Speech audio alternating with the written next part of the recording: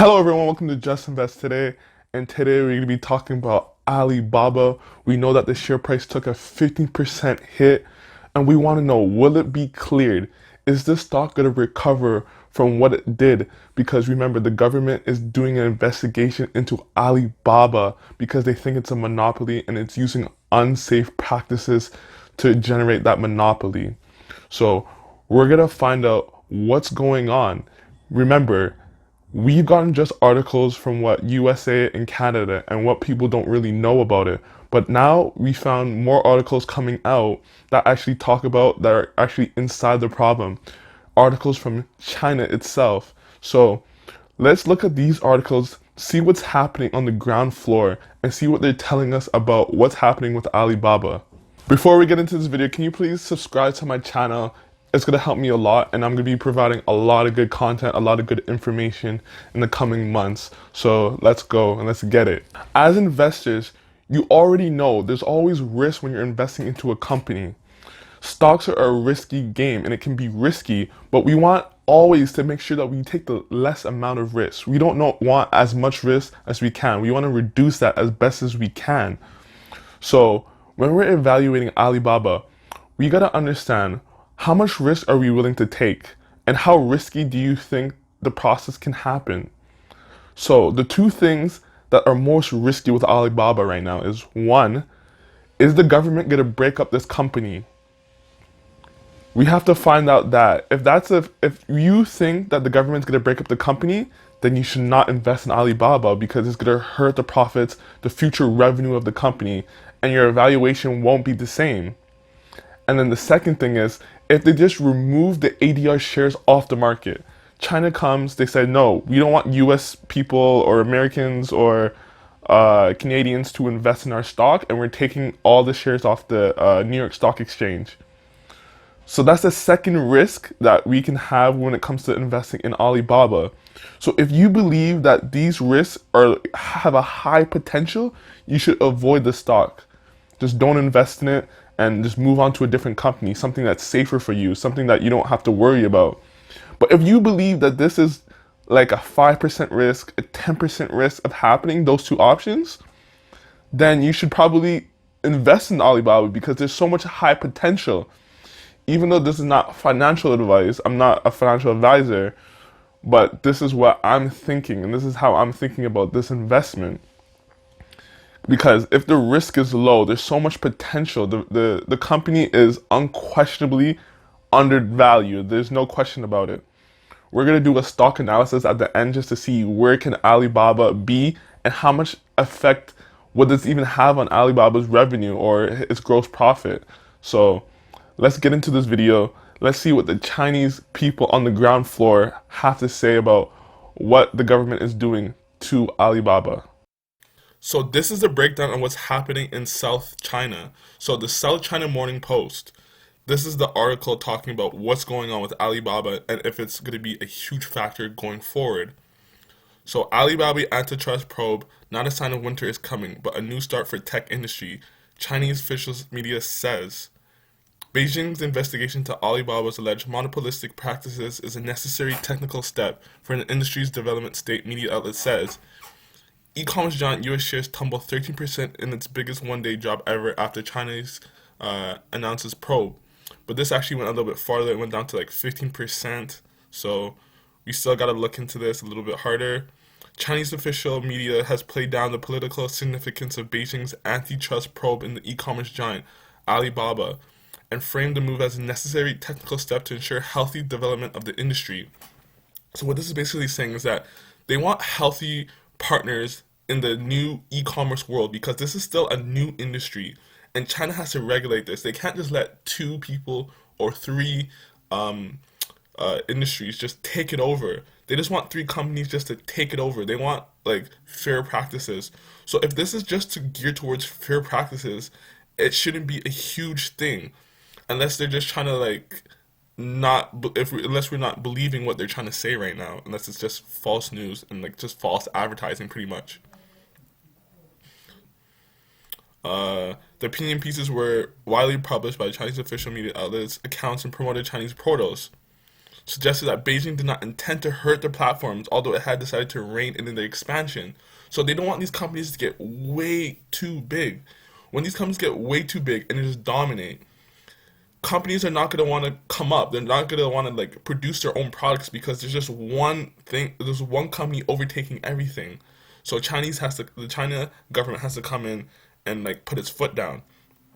But people think this is so bad because of what Jack Ma did in the past and everything from the fines, from what the Chinese government has been saying. So it's all been gathered up and built up into this final moment when the Chinese decided to probe Alibaba. And the thing is that it's not just only probing Alibaba, it's probing everything. It probed Tencent too. So this happened to Tencent and it's going to happen to maybe JD. Like they just want to make sure there's healthy practices in China. So this probe shouldn't be viewed as a political action and that market regulation was inevitable. So don't view it as a political action. So basically right now, Beijing is downplaying what's happening right now. They're saying this is just healthy structure. They just want healthy things going on with the company and with the economy. So we can't view this as some political target against Jack Ma or against Alibaba.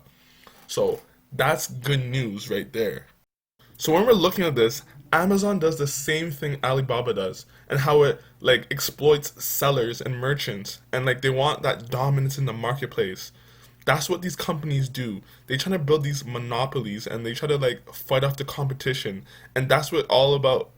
That's what it's all about when it comes to business. You gotta fight off the competition, but when you just get too big, that's when governments are gonna look at you. So Amazon's been accused of the same stuff Alibaba has been doing. And we can look into this article and we can see that. So Amazon's pattern of exploiting sellers enabled by its market dominance raises serious competition concerns. The House Committee claimed in October 2020 report.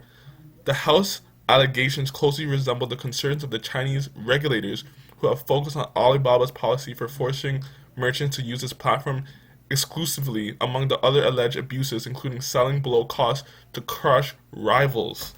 So this is exactly what Amazon does. But the only difference is that Alibaba's in China, which is everyone thinks that's going to be a harsher punishment and a harsher things coming to Alibaba, but we can't be sure of that. Unless the government really has it out for Jack Ma and Alibaba, then we just can't come to that conclusion until we see some kind of sign of that. But why would they do that? The Chinese has shares into Alibaba. They want they want Alibaba to succeed. Alibaba makes money, the Chinese government makes money, and that's their biggest cash cow. Alibaba, it's gonna bring prosperity to the Chinese country. So why would they do that? It kind of doesn't make sense. It kind of goes against the grain. Amazon also faces allegations that it has misused customer data. An investigation earlier this year claimed that Amazon.com employees have used data about independent sellers on companies' platform to develop competing products, a practice at odds with companies' stated policies. So these are what these companies are doing. They're competing against other products on their platform, kind of mistreating merchant sellers. They're doing all of that, and that's what's happening kind of with Alibaba. So if Alibaba just has to pay a fine, it's okay. If they have to break up the company, that's going to be the issue, and that's what we're going to have to watch out for and see what develops in this practice. And finally, looking at this article, Jack Ma offered part of the Ant Group to the Chinese government to smooth over the IPO fiasco. And this is important news because people think that he's combative, that he's trying to go against the government. But look at what he's doing. He's not going to be combative against the government. He's trying to work with the government now. After his comments, he's kind of going back on what he did and what he said, and I think the government is not going to take it fully out on him. I think this is going to soothe over once he does this stuff. He can even do this with Alibaba. He can offer some to Alibaba to the government, and this is going to soothe over the government. The government is not going to do too much against Jack Ma. So we'll see what happens in the future. But like, if Jack Ma is actually going out of its way and doing what the government wants, I can't see this as being a huge issue, a huge problem. But we still gotta find out, and we still gotta look to see what's coming next with Alibaba and with Jack Ma and the CCP, because the CCP is a very strong government, and they can, and if they really, really want to, they can take down Alibaba, which I don't see happening because it's such an important part of their tech industry getting bigger, and they want power, and Alibaba is going to bring them power. So let's see what happens, and let's see what's the next step for Alibaba, and let's see what the government does. So here's the stock analysis of Alibaba.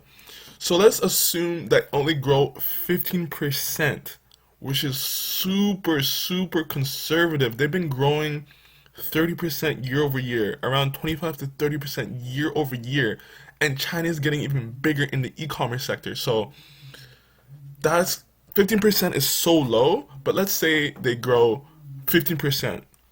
A fair price today is still only $237. Look how cheap that is, $237. And that's if you assume it's 15%. Let's assume Alibaba grows 20% per year. And that's honestly more realistic. And then we're going to sell it for a 40 PE in the future. A fair price today is $483. And then the margin of safety price is $241. And then today, Alibaba is selling at $220. So that's very undervalued. But you remember, we gotta assume there's a lot of risk. So the risk, we don't know if it's gonna affect Alibaba's business. So you gotta take that into account. So now let's assume there's a 25% growth, and then we sell it at a 50 PE in the future. We get a fair price value of $909 and a margin of safety price of $454. So you can see how this company can be very undervalued. But remember, we gotta maintain the risk. And then when you think about it, Alibaba's been growing 25 to 30% a year. So this could be honestly realistic. Like, it's not that far-fetched. If you like this video, can you please like it, subscribe to my channel, and I'll get back to you in the next video. Peace.